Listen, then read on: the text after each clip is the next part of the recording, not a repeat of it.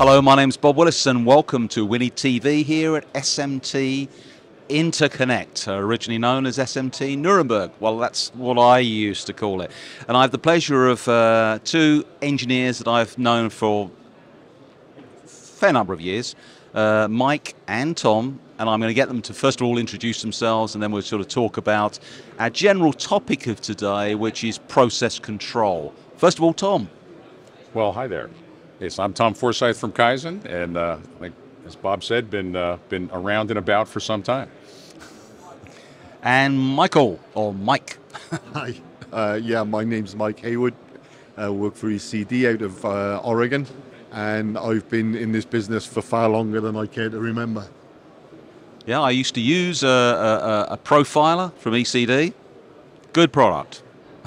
Anyway, before we get into a sort of discussion on process control, first of all, I'd just like to ask you, what's the number one question you've been asked, Mike, at the show this week? Not how you can get a mole man, but it's a technical question. It's not so much, well, it's not a specific question, but certainly the industry seems to be going towards more data. Absolutely. From our perspective with profiling with moles and intermittent profiling, that's great for setting up a process, but it certainly seems to be driving now for big data so that they've got more consistent data, more repeatable data to hand all the time. But I think, isn't it the customers that are demanding it rather than perhaps the user wanting to produce it? Well, it goes to the old adage. I think it was probably you 40 years ago that told me if you don't measure it, you can't control it. Right. And with intermittent measurement, you've got a risk factor. If you measure something today and it's good, and you measure it next month and it's not good, where did it go wrong? And what's your exposure? What's your risk? So the industry is driving now to more to-hand data, which is batch one.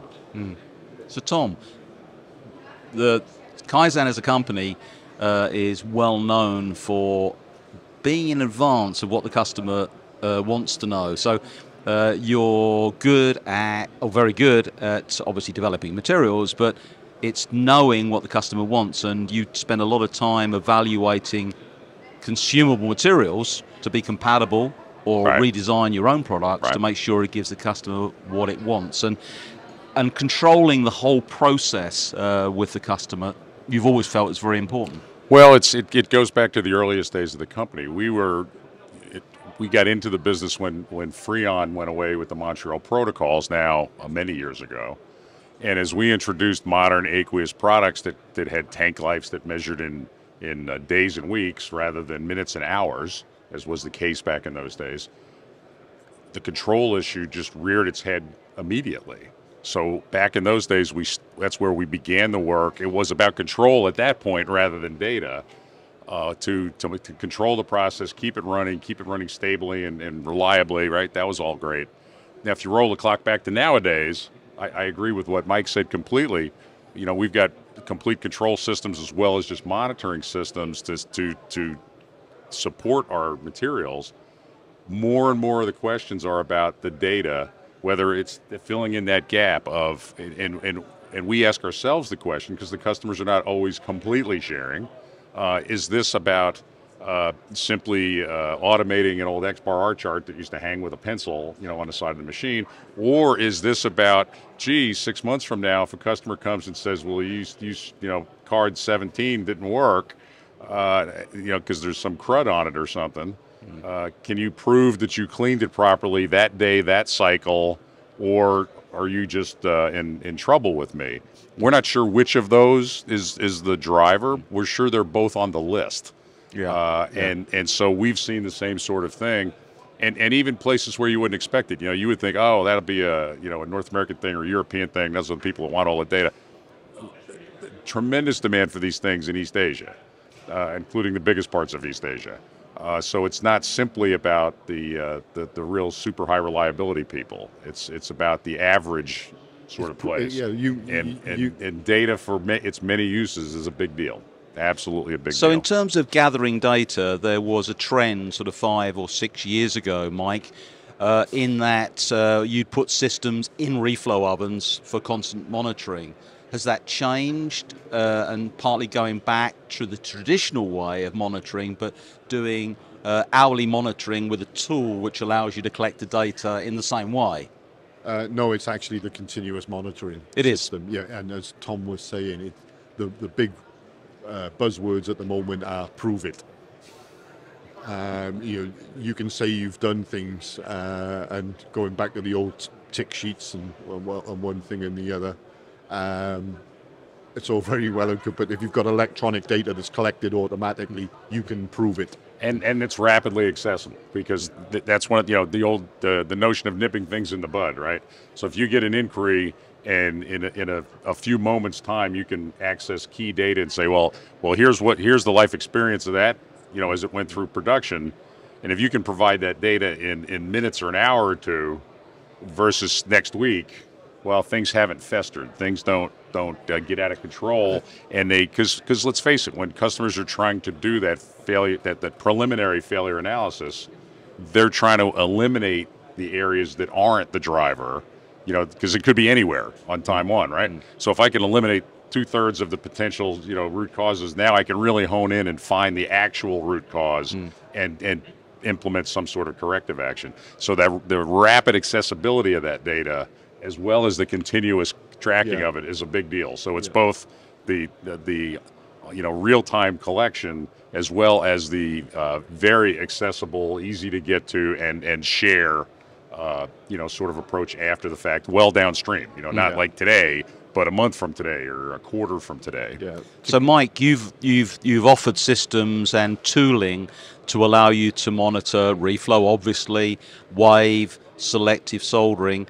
Out of those sort of 3 processes, how much detail do you feel customers are picking up on? Are they really using the 3 different types of tools to collect data in the same way, or is it more for reflow and less for selective and wave? At the moment, it's definitely the trend towards reflow, because I don't know what the percentage values are of solder joints that are created, but most of them at the moment are created in a reflow oven. And it's also easier to collect the data. Yeah. And just to go back to my analogy of earlier on, and to pick up on something Tom said, when you're using intermittent data collection, once a week, once a month, or whatever, we live, unfortunately, in a pretty litigious society. Yeah. And if you can prove or trace back to eliminate maybe tens of thousands of products that have gone through that line, if you go into a recall situation, you can actually hone in on exactly where that recall needs to be, and that can reduce tens of thousands of products down to perhaps even a single one within a batch. Well, one of the nice stories I've told you in the past, I was doing a workshop in Ireland in a company, and they were using a wave rider in that time, and the guy was literally doing it, running, it's a maintenance guy, running it through the process probably once an hour, which seemed a little bit excessive, but he says, no, what I can do is I can actually tell you when something is not working right. Not the wave, but physically from a maintenance point of view, because he tied the numbers, the changes, to something that was physically happening on the machine. And I was gobsmacked. Yeah. So collecting data, as long as you can interpret it correctly, I think is a valuable tool. Do you see many companies sort of doing that sort of level? Not quite that frequently, but you've got the tool. I mean, if you've got the tool, you've got the tools to do it. But it's a compromise between getting production through and perhaps being overzealous with your process control, and especially with wave soldering machines. There's so many things that can go wrong in there that. Certainly in my day, if the guy that was running the wave soldering machine went on holiday, we'd close the factory, because he knew where to put the tape or put the string or do whatever he used to do. But the tools are there. Yes, you can hone in on exactly what part of the process is in error and use it for diagnostic purposes. But once an hour, Yes, probably. Well, but it's just a nice analogy that somebody went to the bother of doing it, and then was able to say, that screw's loose, or something's not quite right. But that scrutiny is a big deal, okay? Yeah. And one of the things that you look at a lot more data than any of your customers. Yeah. We look at a lot more data than any of our customers. We're because of that task or that need, we have a much more likely opportunity to develop those insights.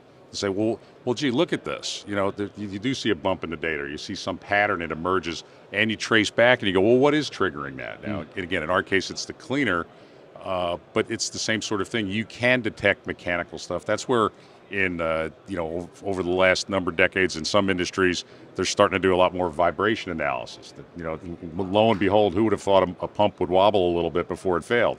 That's news flash, right? But if you can detect it very subtly, well, you can change it on Saturday when you're down and not have a failure. So what you're alluding to is spot on, but it takes a massive amount of data and then correlating it to some of these failures with the customers. That's kind of the key. And the classic example of that is in a convection oven, where they're starting to get wobble or vibration, as you say, and they can then pin it back to misplaced components or movement of components, particularly on thin boards. Yep. But it's the same sort of stuff. Yeah, but it's not audible, but it's certainly there. It's detectable. Tom, what changes have happened? How much more are people interested in monitoring and qualification of processes since changes to IPC standards in terms of qualification or proving of processes? A lot, actually, and there's been a big lag. There's a lot of news, these days about the global economy and all our interest rates and the lag and all this jazz. Well, the Rev G version 2 or whatever it was came out 4 or 5 years ago. Well, now with the Rev H, we're really seeing a lot of that starting to hit, where people are saying, "Gee, what am I supposed to do?" Of course, we're involved on the magnalytic side with some of that stuff, and there's a great deal of interest in how do we move forward, how do we tie this, many of the same sorts of questions. What's the best way? Our designs are so different today than they were 5 or 10 years ago. How should I test that? What should my test board look like? Those kinds of things. But it also comes back to the data analysis of because very often on that qualification exam, there's a do-over. Not everyone gets straight marks on the first pass. Well, studying those failures, identifying that, and being able to direct things to certain parts of the process that can be, all right, well, this is probably where your issue is. Let's dig in there, solve that issue. Well, once again, on the retry, things go well. But it's collecting data, tying it to likely root cause triggers, correcting those, and now you've got a much more reliable, in that case, a great qualification, but also hopefully a better functioning process on a day-to-day basis. Well, still today, occasionally when people send me photographs of a particular problem, I know what has happened. I know the potentially the root cause, but proving it by getting information from them, they find it very difficult to actually have the information because most of their product is produced by a contractor. Right. And they say, well, we don't know that. We don't know it. Why don't you know that? Because they didn't demand it. Absolutely. That's why. Remember, the EMS model at its basis is we make it up on volume. And, the OEMs would run one shift, we'll run 3 shifts. That's better use of capital. That's the core of the model. It's evolved vastly since then. But if the OEMs or that end user doesn't require that data, the cost of collecting it will not be borne by their contractor.